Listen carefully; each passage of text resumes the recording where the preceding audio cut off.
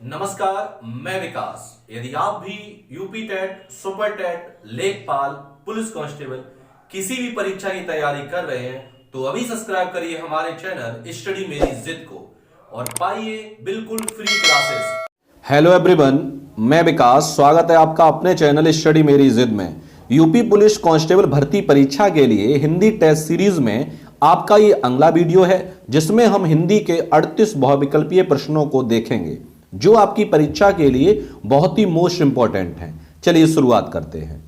आपका पहला प्रश्न है, काव्यांश को पढ़कर निम्नलिखित प्रश्नों के उत्तर दीजिए। तो काव्यांश यानी आपका पद दिया गया है, उसे आपको पढ़ना है और उसके आपको प्रश्नों के उत्तर देने हैं। चलिए पढ़ते हैं। आज वर्षों बाद उठी है इच्छा, हम कुछ कर दिखाएं, एक अनोखा जश्न मनाएं, अपना कोरा अस्तित्व जमाएं। आज वर्षों बाद सूखे पत्तों पर बसंत ऋतु आई है, विचार रूपी कलियों पर बहार खिल आई है। गहनता की फसल लहलाई है, शायद इसी कारण आज वर्षों बाद उठी है इच्छा, हम कुछ कर दिखाएं। आगे पढ़ेंगे। उठी है दिखाएं, अपना कोरा अस्तित्व जमाएं। तो ये था आपका पद्यांश। अब इससे जुड़े हम प्रश्नों को करेंगे।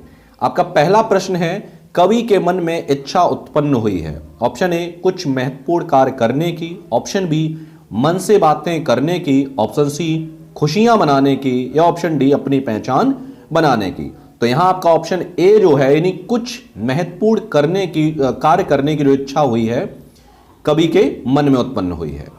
आगे बढ़ेंगे। प्रश्न नंबर आपका दूसरा है कि सूखे पत्ते प्रतीक हैं। ऑप्शन ए, पतझड़ के। ऑप्शन बी, अकाल के। ऑप्शन सी, मन के सूनेपन के।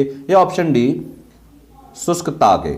तो दूसरे का जो आंसर है वो आपका ऑप्शन सी जो है वो सही हो जाए। सूखे पत्ते किसके प्रतीक हैं? मन के सूनेपन के। प्रश्न नंबर तीसरा है, किन कलियों पर बहार का आगमन हुआ है। ऑप्शन ए, भाव रूपी कलियों पर। ऑप्शन बी, विचारों की कलियों पर। ऑप्शन सी, छोटी नई कलियों पर। या ऑप्शन डी, शुष्क कलियों पर। तो यहां आपका ऑप्शन जो बी है, यानी विचारों के कलियों पर बहार का आगमन हुआ है, ऑप्शन सही हो जाएगा। आगे बढ़ेंगे। प्रश्न नंबर आपका 4 है, गहनता की फसल से कवि का क्या आशय है। ऑप्शन ए, विचारों के परिपक्वता। ऑप्शन बी, अपना अस्तित्व। ऑप्शन सी, लहलहाती फसलें। ऑप्शन डी, विचारों की गंभीरता। तो चौथे का जो आंसर है वो आपका ऑप्शन ए जो है वो सही हो जाए, यानी गहनता की फसल का अर्थ होता है विचारों में परिपक्वता, कवि का आशय है। प्रश्न नंबर 5 है कि खड़ी बोली में सर्वप्रथम लोकप्रिय या लोक कवि कौन माने जाते हैं। Option A, Ramdhari Singh Dinkar. Option B, Suryakant Tripathi Nirala. Option C, Shyam Narayan Pandey. Option D, Maithili Sharan Gupt. तो खड़ी बोली में सर्वप्रथम जो लोक कवि हैं वो है मैथिली शरण गुप्त। तो आपका ऑप्शन जो डी है वो आपका सही हो जाएगा। आगे बढ़ेंगे। प्रश्न नंबर आपका 6 है कि किस रस को रसराज कहा जाता है। ऑप्शन ए, श्रृंगार रस को। ऑप्शन बी, वीर रस को। ऑप्शन सी, शांत रस को। या ऑप्शन डी, करुण रस को। तो रसराज किसे कहा जाता है? श्रृंगार रस को। ऑप्शन ए जो है वो आपका सही हो जाएगा। अगर बात की जाए श्रृंगार रस का स्थायी भाव क्या होता है, श्रृंगार रस का स्थायी भाव होता है आपका रति। और वीर रस का क्या होता है? तो वीर रस का होता है उत्साह। क्या होता है? उत्साह। अगर यही पूछा जाए कि शांत रस का स्थायी भाव क्या होता है, तो शांत रस का होता है आपका निर्वेद। ठीक है। और ऑप्शन डी यानी करुण रस का स्थायी भाव क्या होता है, ये आप करुण रस का स्थायी भाव जो है वो आप कमेंट बॉक्स में लिखेंगे कि करुण रस का स्थायी भाव क्या होता है। ठीक है। चलिए आगे बढ़ते हैं और प्रश्न नंबर 7 देखेंगे कि हिंदी आकृति की दृष्टि से निम्नलिखित किस प्रकार की भाषा है। ऑप्शन ए, प्रश्लिष्ट योगात्मक। ऑप्शन बी, अयोगात्मक। ऑप्शन सी, श्लिष्ट योगात्मक। ऑप्शन डी, अश्लिष्ट योगात्मक। तो प्रश्न नंबर 7 का ऑप्शन सी जो है वो सही हो जाएगा। हिंदी आकृति की दृष्टि से श्लिष्ट योगात्मक भाषा है।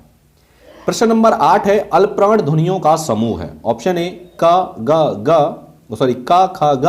ऑप्शन बी, च ज व। ऑप्शन सी, त थ न। ऑप्शन डी, ट ठ ड़। तो प्रश्न नंबर 8 का ऑप्शन आपको बी जो है वो सही हो जाएगा, चा जा वा। अब बात आती है अल्प प्राण। अल्प प्राण कहते किसे हैं? तो जिन वर्णों का उच्चारण करने पर मुख से हवा कम निकले, अल्प मीन्स होता है कम, अल्प मीन्स क्या होता है? कम। मुख से हवा कम निकले तो उसे हम क्या कहेंगे? अल्प प्राण कहेंगे। और मुख से हवा उच्चारण करने पर अधिक निकले तो उसे कहते हैं महाप्राण। आगे बढ़ेंगे, प्रश्न नंबर आपका 9 है कि बहुब्रीहि समास का उदाहरण कौन सा है? ऑप्शन ए पंचवटी है, ऑप्शन बी करोड़पति है, ऑप्शन सी चतुर्भुज है, या ऑप्शन डी चरण कमल है। तो 9वें का जो आंसर है वो आपका ऑप्शन जो है सी सही हो जाए, चतुर्भुज। 4 हैं भुजाएं जिसकी, अर्थात चतुर्भुज किसके लिए कहा गया है? ये कहा गया आपका विष्णु के लिए। ठीक है। अगर बात की जाए पंचवटी में कौन सा समास है, तो पंचवटी में आपका कौन सा हो जाएगा? पंचवटी में हो जाएगा द्विगु समास। कौन सा हो जाएगा? द्विगु समास। करोड़पति की बात की जाए, इसमें हो जाएगा आपका कर्मधारय, पति तो है लेकिन कैसा है? करोड़पति है। चरण कमल में, तो चरण कमल में भी आपका कौन सा हो जाएगा? इसमें भी आपका कर्मधारय समास हो जाएगा। ठीक है। आगे बढ़ेंगे, प्रश्न नंबर 10। सुमित्रानंद पंत को किस कृति पर ज्ञानपीठ पुरस्कार मिला? Option A Swarnadhuli, option B Lokayatan, option C Yugvani, option D चिदंबरा।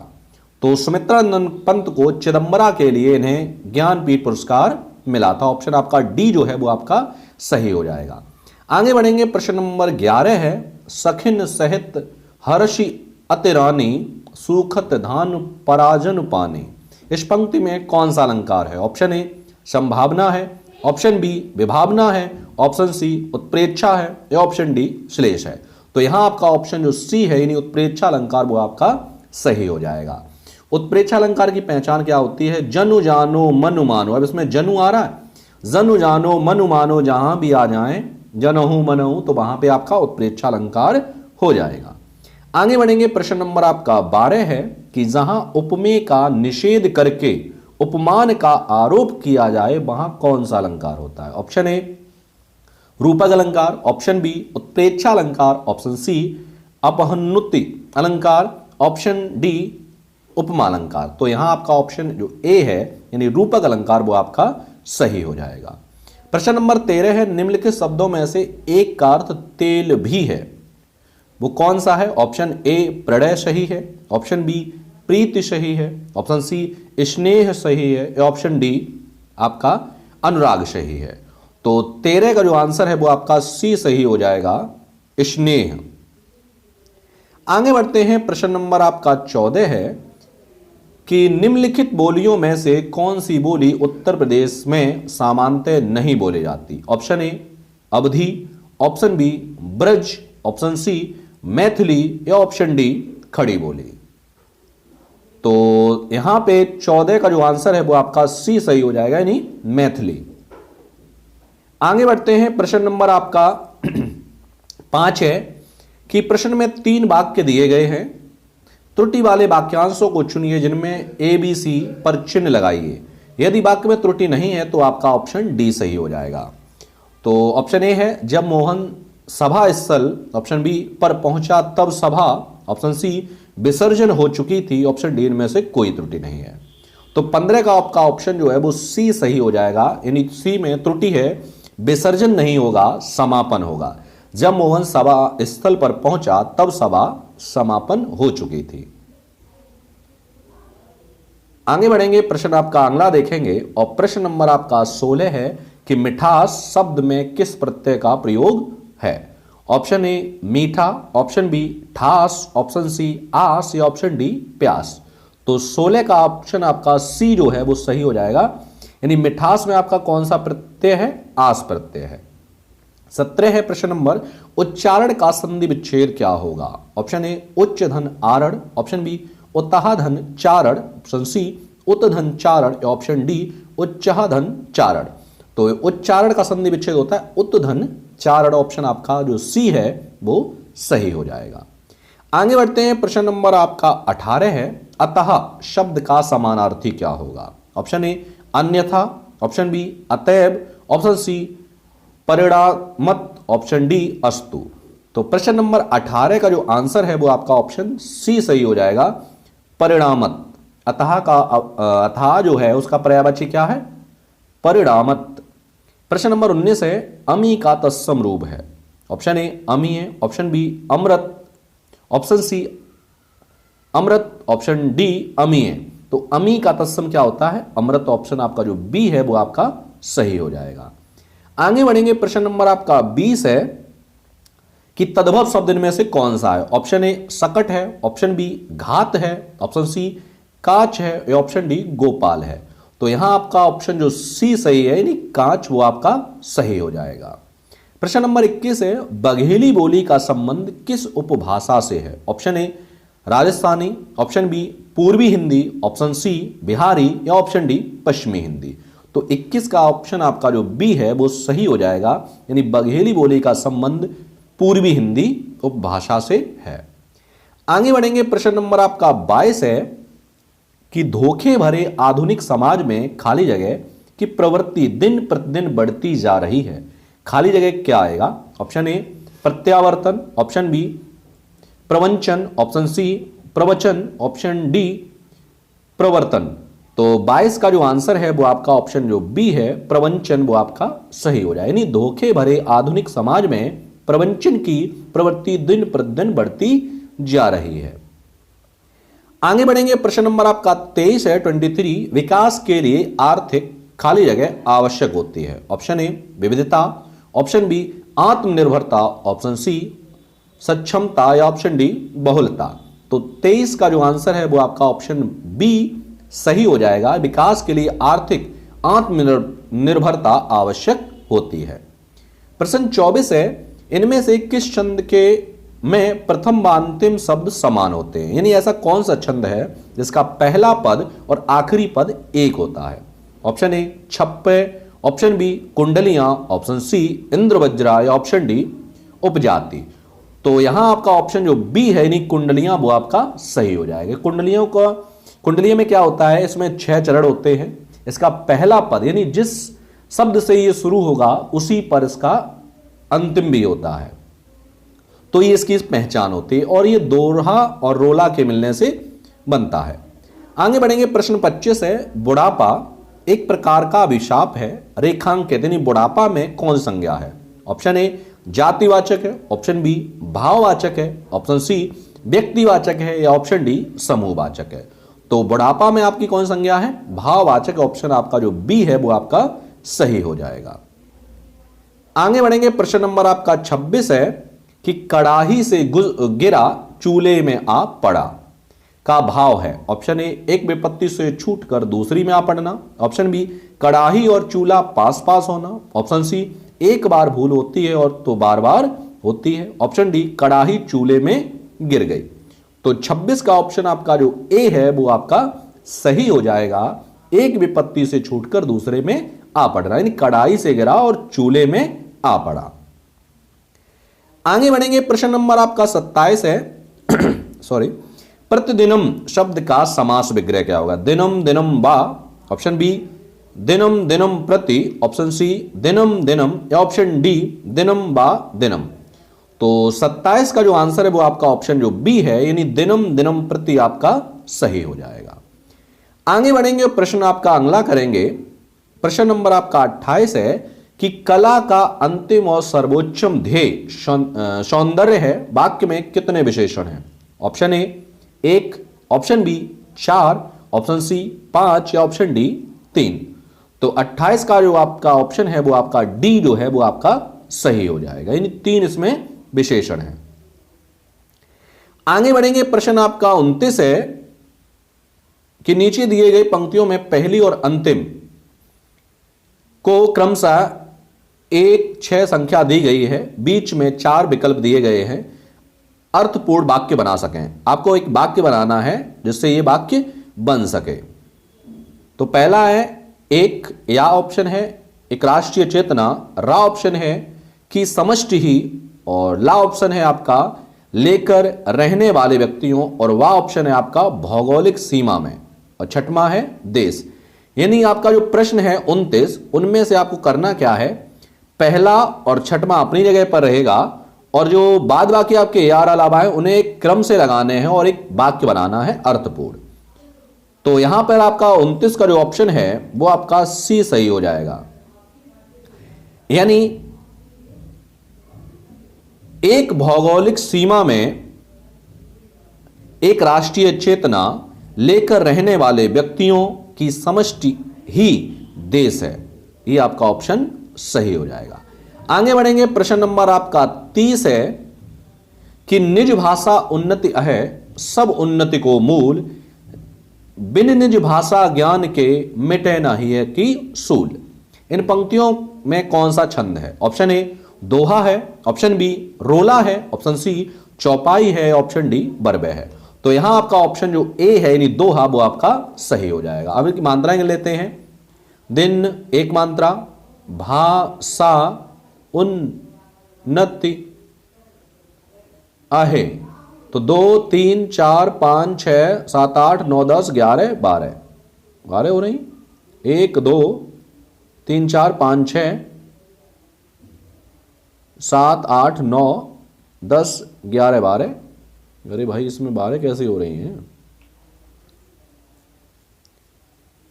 इसमें गिनते हैं 1 2 3 4 5 6 7 8 9 10।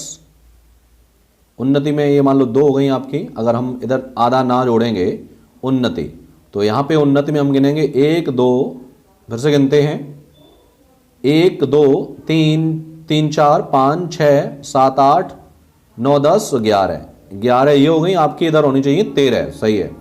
1 2 3 4 5 6 7 8 9 10 11 12 13 और 11, यानी पहले और तीसरे चरण में आपकी 13 होनी चाहिए और दूसरे और चौथे चरण में 11 मात्राएं होनी चाहिए। तो वहां पे कौन सा होता है?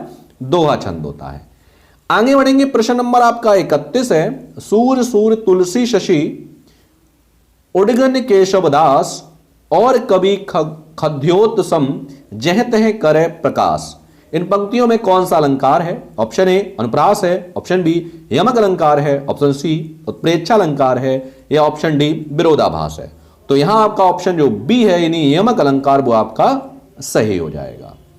आगे बढ़ेंगे, प्रश्न नंबर आपका 32 है कि संघ की राजभाषा हिंदी और लिपि देवनागरी होगी, यह संविधान के किस अनुच्छेद में वर्णित है? ऑप्शन ए अनुच्छेद 343, ऑप्शन बी अनुच्छेद 344, ऑप्शन सी अनुच्छेद 345, या ऑप्शन डी अनुच्छेद 346। तो 32 का जो आंसर है वो आपका ऑप्शन ए जो है वो सही हो जाएगा, अनुच्छेद 343। आगे बढ़ेंगे, प्रश्न नंबर 33 है। अंतरंग का सही विलोम क्या होगा? ऑप्शन ए बहुरंग, ऑप्शन बी वहिरंग, ऑप्शन सी शबरंग, ऑप्शन डी कुरंग। तो 33 का जो आंसर है वो आपका ऑप्शन जो बी है वो सही हो जाए। अंतरंग का क्या होता है? बहिरंग। प्रश्न नंबर 34 है, वह कार मेरी है, इस वाक्य में कौन सा कारक है? ऑप्शन ए करण कारक है, ऑप्शन बी संबंध कारक है, ऑप्शन सी संप्रदान कारक है, या ऑप्शन डी अधिकरण कारक है। तो यहां आपका ऑप्शन जो बी है यानी 34 का वो आपका सही हो जाएगा। वह कार मेरी है, यह घर मेरा है, यह मेरी किताब है। तो इस तरीके से यह वह किसी को संकेत कर रहे हैं, संबंध दर्शा रहे हैं, तो वहां पे आपका संबंधवाचक कारक होता है, संबंध कारक होता है। आगे बढ़ेंगे, प्रश्न नंबर आपका 35 है कि निम्नलिखित में से शुद्ध वाक्य चयन करिए। राम रोटी खाया है, option A, option B Ram ने रोटी खाया है, ऑप्शन बी राम ने रोटी खाई है, ऑप्शन सी राम रोटी खा लिया है। तो 35 का जो आंसर है वो आपका ऑप्शन सी सही हो जाए, राम ने रोटी खाई है। आगे बढ़ेंगे, प्रश्न नंबर 36 है। निम्नलिखित में पुल्लिंग शब्द नहीं है। ऑप्शन ए रत्न नहीं है, ऑप्शन बी मोती नहीं है, ऑप्शन सी नकल नहीं है, ऑप्शन डी बचपन नहीं है। तो 36 का ऑप्शन आपका जो सी है वो सही हो जाएगा, यानी जो नकल है वो आपका स्त्रीलिंग शब्द है, आपका पुल्लिंग नहीं है। आगे बढ़ेंगे, प्रश्न नंबर आपका 37 है कि जिस पर अनुग्रह किया गया हो वाक्यांश के लिए प्रयुक्त शब्द क्या होगा? ऑप्शन ए अनुग्रहित, ऑप्शन बी अनुग्रहित, ऑप्शन सी अनुग्रही, ऑप्शन डी अनुग्रहित। तो 37 का जो आंसर है वो आपका बी सही हो जाए, अनुग्रहित। इस वीडियो का आपका लास्ट प्रश्न है, प्रश्न नंबर 38। निम्नलिखित वाक्यों में से किसमें बहुवचन का प्रयोग हुआ है? ऑप्शन ए लड़का कहता है, ऑप्शन बी लड़के ने कहा, ऑप्शन सी लड़के लड़के से कहते हैं, ऑप्शन डी लड़के ने लड़के से कहा।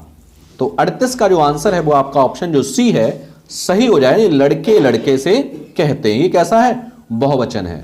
तो ये थे आपके 38 मोस्ट इंपॉर्टेंट प्रश्न जो मैंने आपको इस वीडियो के माध्यम से कराए हैं, और मिलते हैं आपको अगले वीडियो में नए प्रश्नों के साथ। तब तक के लिए धन्यवाद।